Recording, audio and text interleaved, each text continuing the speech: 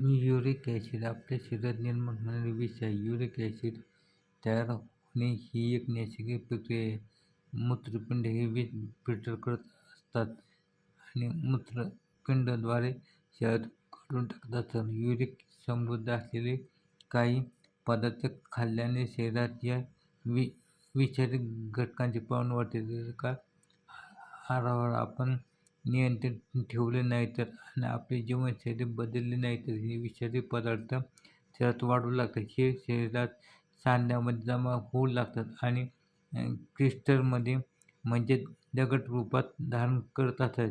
या क्रिस्टलमध्ये सांधेदुखी वाढते आणि उठणे बसणे कठीण होऊ लागते. शरीरात ॲसिड वाढत असते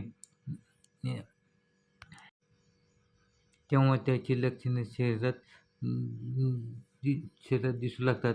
जसे की सांध्यामध्ये दुखणे किंवा सोजीने, सांध्याभोवती त्वचा विकृत होणे किंवा चमकणे, सांध्याला स्पर्श केल्यास उबदारपणा जाणवणे. जेव्हा युरिक ॲसिड वाढते तेव्हा गुडघे, पायांचे सांधे, बोटे, हातपाय आणि बोटांचे सांधे यामध्ये सर्वाधिक समस्या उद्भवत असतात. युरिक ॲसिड नियंत्रण करण्यासाठी आयुर्वेदात औषधी वनस्पतीवर प्रभाव आहेत. पानफुटी ही वनस्पती गुणधर्मांनी परिपूर्ण असलेली औषधी वनस्पती. या औषधाचा वापर लघवीशी संबंधित समस्या उपचार करण्यासाठी खूप प्रभावी असतो.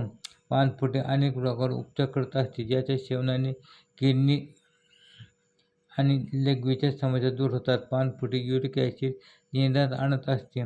पानफुटी खूप फायदेशीर आहे. शरीर निरोगी ठेवण्यासाठी अनेक प्रकारचे उपयुक्त असते. आपण पानफुटी सेवन केल्याने आपली किडनी निरोगी राहण्यास मदत होत असते. आपले जर किडनी व्यवस्थित काम करत असेल तर शरीरात विषारी घटक बाहेर काढते.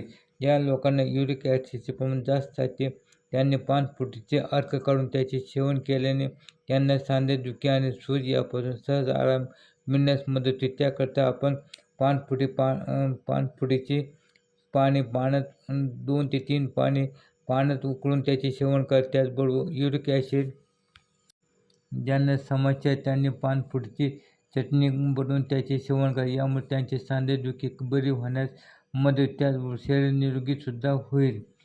आयुर्वेदानुसार जर शरीरात जखम झाली असेल तर त्याकरता पानफुटीची पाणी गरम करा. त्याने त्याची पेस्ट बनवा. ही पेस्ट जखम झालेल्या जागेवर लावल्याने जखम लवकर भरून येण्यास मदत होते. त्याचबरोबर संसर्ग